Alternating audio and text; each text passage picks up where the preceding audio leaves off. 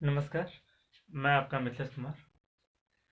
आप सभी ने यूजी नेट का एग्ज़ाम दिया होगा या देने वाले होंगे। तो मैं आपसे एक बात कहना चाहूँगा, सिर्फ मनोविज्ञान के बारे में ऊपर ऊपर डाटा पढ़कर चले जाने से नेट एग्ज़ाम नहीं निकलेगा।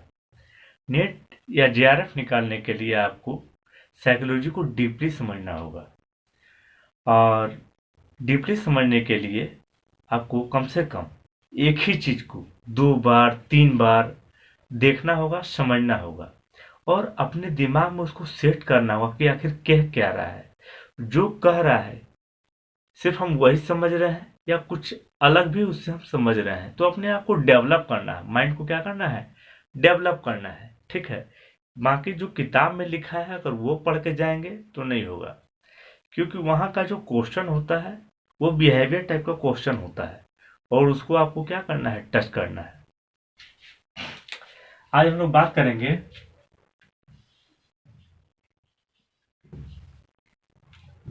गोल्स ऑफ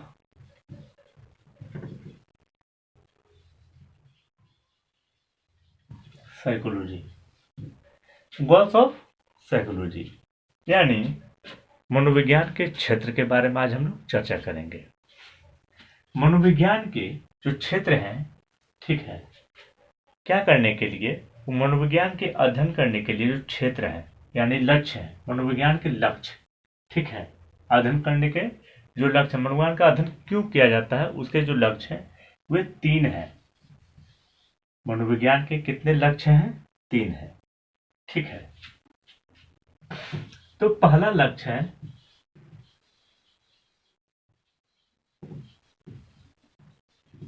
मेजरमेंट यानी मापन, एंड मेजरमेंट एंड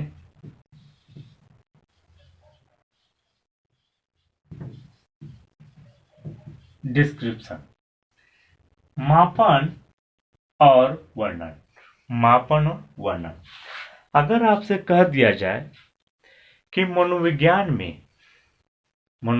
में व्यवहार का और संक्रियात्मक या संज्ञानात्मक प्रक्रियाओं का जो अध्ययन होता है, तो उस अध्ययन में पहले क्या आता है, मापन आता है या वर्णन आता है। तो आपको बताना है, ठीक है, कि मनोविज्ञान में जो है, जब किसी व्यवहार का और संज्ञानात्मक प्रक्रियाओं का जब अध्ययन होता है, तो उसमें पहले वर्णन किया जाता है या मापन किया जाता है। तो मैं आपको बता दूं कि मनोविज्ञान में जब किसी व्यवहार का और संज्ञानात्मक प्रक्रियाओं का जो अध्ययन होता है, तो उसमें सबसे पहले क्या होता है, वर्णन होता है। वर्णन के आधार पे ही क्या होता है, उसका मापन होता है। पर अगर मनोविज्ञान में मुख्य प्रक्रियाओं का अध्ययन अगर करना हो, मुख्य प्रक्रिया जैसे हो गया स्मृति, अध्ययन, लर्निंग, ठीक है, तो उसमें हम लोग क्या करेंगे, पहले मापन का क्या करेंगे, मापन यानी शिक्षण करेंगे, ठीक है, थिंकिंग, सोचेंगे, संवेग, आवृत्ति, इस सब का जो अध्ययन होगा, तो सबसे पहले उसको हम लोग मापन करेंगे। अब मापन करने के बाद हम लोग उसका क्या करेंगे, वर्णन करेंगे। और मैं एक बात बताना चाहता हूं, जो गोल्स ऑफ साइकोलॉजी है यानी मनोविज्ञान के जो लक्ष्य हैं, उसको सीरीज वाइज यानी प्रथम यही आता है, इसको आप सेकंड में नहीं डाल सकते हैं। यानी मेजरमेंट एंड डिस्क्रिप्शन यानी मापन और वर्णन जो है ये प्रथम है, ठीक है। इसमें क्या होता है, मेजरमेंट और डिस्क्रिप्शन मैं तो आपको समझा दिया। इसमें जो मापने का जो तरीका होता है, ठीक है, इसमें जो विधि बनाई जाती है, यानी गोल्स ऑफ साइकोलॉजी में जो परीक्षण बनाई जाती है, परीक्षण की जो विधि बनाई जाती है, जिस तरीके से हम लोग मापते हैं, वो तरीका जो बनाया जाता है, उसमें 2 गुण, कितने, 2 गुणों का होना अनिवार्य है। कितने गुणों का होना, 2। अनिवार्य है। तो सबसे पहला गुण है, ठीक है, किसी परीक्षण को मापने का पहला गुण है रिलायबिलिटी।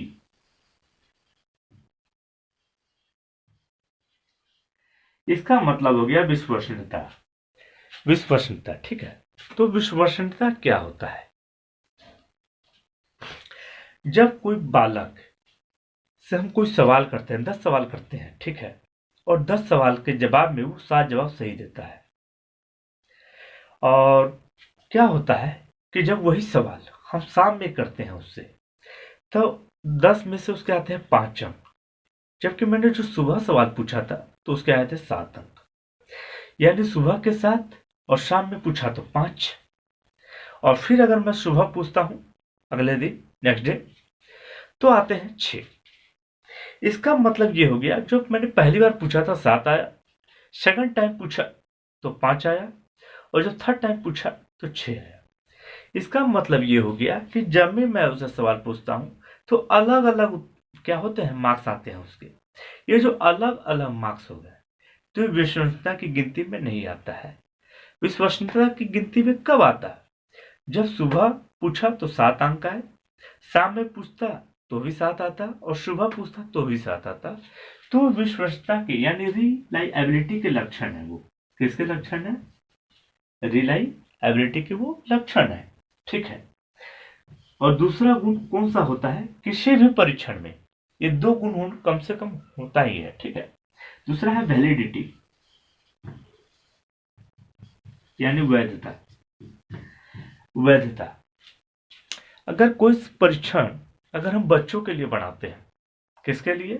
बच्चों के लिए। ध्यान दीजिएगा, अगर कोई परीक्षण बच्चों के लिए बनाते हैं और उसका उपयोग अगर हम बड़ों पे करते हैं, ठीक है, यानी तब वो वैलिडिटी क्या होगा? नहीं होगा, यानी वैधता क्या होगा? नहीं होगा। पर अगर बच्चों के लिए बनाया गया है कोई परीक्षण और बच्चे पे ही उपयोग करते हैं तो वे क्या होगा? वैलिडिटी है। इसका मतलब कि महिला के लिए अगर कोई चीज बनाया गया है, ठीक है, महिला के लिए कोई परीक्षण बनाया गया है और वो महिला पे ही सिर्फ लागू हो रहा है तो वैलिडिटी है।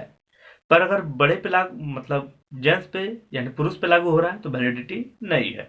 बच्चे पे लागू हो रहा है, वैलिडिटी नहीं है। ऑर्नामेंट पे लागू हो रहा है, वैलिडिटी नहीं है। महिला मतलब महिला, सिर्फ महिला, ठीक है, तो वैलिडिटी कहलाएगी। यानी इसका मतलब ये हो गया, रिलायबिलिटी का मतलब ये हो गया, विश्वसनीयता का मतलब ये हो गया कि जिस जो मार्क्स या ठीक है जो प्राप्तांक बार बार आ रहे हैं सेम, ठीक है, उसमें कोई विचलन नहीं है, ऊपर नीचे कुछ नहीं है, इसका मतलब वो विश्वसनीयता है। और वैलिडिटी क्या होता है कि ये जो है जिसके लिए बनाया गया है, ठीक है, उसके लिए अगर वही उसी के लिए उपयोग हो रहा है तो वैलिडिटी है, यानी वैधता है, नहीं तो नहीं है।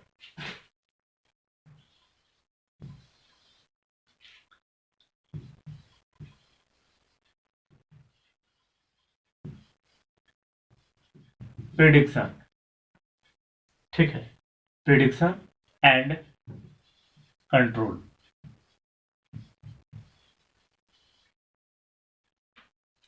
प्रिडिक्शन एंड कंट्रोल यानी हो गया ये पूर्वानुमान और नियंत्रण। पूर्वानुमान और नियंत्रण में क्या होता है कि सबसे पहले मापन होता है। क्या होता है? मापन। बिना मापन का हम पूर्वानुमान नहीं कर सकते हैं। मतलब कि पूर्वानुमान करने के लिए क्या करने के लिए? पूर्वानुमान करने के लिए मापना आवश्यक है। क्या करने के लिए? पूर्वानुमान करने के लिए मापना आवश्यक है, यानी मेजरमेंट आवश्यक है। अगर हम किसी वस्तु को माप लेते हैं, किसी या कोई व्यक्ति है, उसको हमने देख लिया कि यह व्यक्ति जो है, यह व्यक्ति क्या करता है? खेती कर सकता है, क्योंकि इसको खेती के बारे में जानकारी है। तो उस व्यक्ति को हम उस आधार पे, उस मापन के आधार पे अन्य जगह पर खेती के लिए उसे प्रोत्साहित कर सकते हैं। कहने का मतलब उस स्थान पर उसको लगा सकते हैं, या उसे हम कह सकते हैं कि आप जो है इन सभी को प्रशिक्षण दीजिए खेती के बारे में, यानी कृषि के बारे में। तो वो व्यक्ति दे सकता है, क्योंकि हमने उसका क्या किया था? पहले मापन किया था, ठीक है। अब मापन करने के बाद क्या हुए? पूर्वानुमान लगाया हमने, और उसको एक काम दे दिया कंट्रोल के आधार पे। क्या दे दिया? काम कंट्रोल के आधार पे। ठीक है।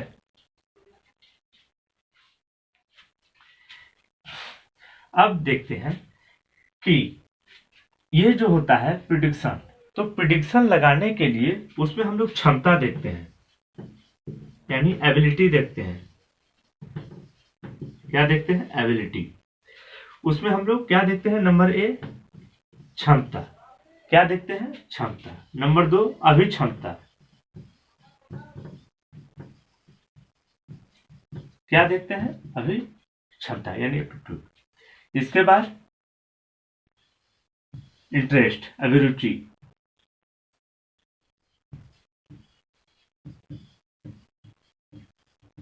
क्या देखते हैं? अभिरुचि। इसका मतलब ये हो गया कि पूर्वानुमान करने के लिए हमें किसकी किसकी आवश्यकता पड़ती है, तो उसकी क्षमता को देखकर, अभिक्षमता को देखकर और इंटरेस्ट को देखकर, इन सभी को देखकर हम क्या लगा लेते हैं? पूर्वानुमान। यानी इन तीनों को देखकर, ठीक है, खासकर जो मेन रूप से है क्षमता, अभिक्षमता और अभिरुचि को देखकर हम पूर्वानुमान लगा देते हैं और उनको कंट्रोल कर देते हैं कोई काम देकर। ठीक है। तीसरा है 1 हो गया, 2 हो गया। एक बात और आप लोग याद रखेंगे कि गोल्स ऑफ साइकोलॉजी में अगर क्रम वाइज पूछेगा, मतलब वो तो पूछता ही है, बोले फर्स्ट सेकेंड, अब ये थर्ड हो गया, इसका मतलब हो गया एक्सप्लेनेशन।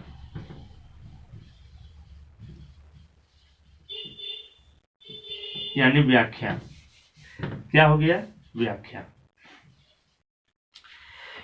ये जो है अगर मनोविज्ञान में पूछ दे, ठीक है, कि गोल्स ऑफ साइकोलॉजी में कौन एक दूसरे से संबंधित है, तो आप बोलेंगे मेजरमेंट और प्रिडिक्शन एक दूसरे से संबंधित है, एक्सप्लेनेशन और प्रिडिक्शन एक दूसरे से संबंधित है। अगर वहां पे ऑप्शन रहे कि क्या कि तीनों एक दूसरे से संबंधित है, तो आप बोलेंगे हाँ, ये तीनों एक दूसरे से संबंधित है। बात आगे समझ में? ठीक। एक्सप्लेनेशन में क्या होता है? इसका मतलब होता है व्याख्या। क्या होता है इसका मतलब? व्याख्या। तो पूर्वानुमान जो हम लोग लगा देते हैं, क्या लगाते हैं? पूर्वानुमान। तो पूर्वानुमान जो लगाते हैं, तो पूर्वानुमान लगाने के पहले हम लोग उसका क्या करते हैं? एक्सप्लेनेशन करते हैं कि अमुक व्यक्ति यह कार्य कर सकता है या नहीं। अगर कर सकता है तो हम लोग पूर्वानुमान लगाते हैं। तो क्यों लगाते हैं? तो क्यों कर सकता है उस आधार पे लगाते हैं, यानी उसका एक्सप्लेनेशन करके, संपूर्ण एक्सप्लेनेशन करते हैं। एक्सप्लेनेशन के आधार पर उसका प्रेडिक्शन निकालते हैं, यानी पूर्वानुमान लगाते हैं। और पूर्वानुमान लगाने के आधार पे उसको क्या करता है? कंट्रोल करता है, उसको काम देते हैं। ठीक है।